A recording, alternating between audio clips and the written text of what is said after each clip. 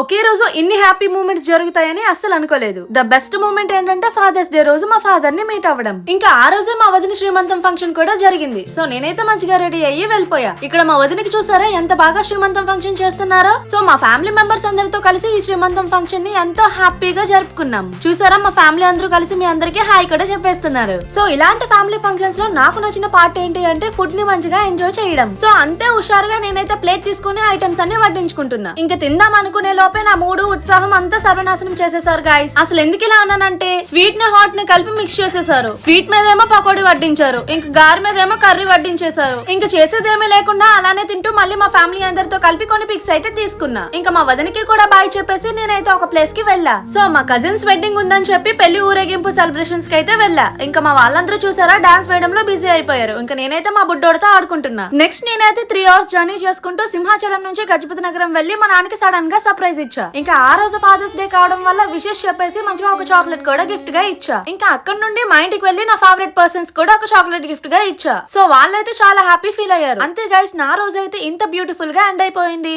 మళ్ళీ ఇంకొక కొత్త బ్లాగ్ తో కలుద్దాం. Bye bye. Subscribe to Keerthi కబర్లు.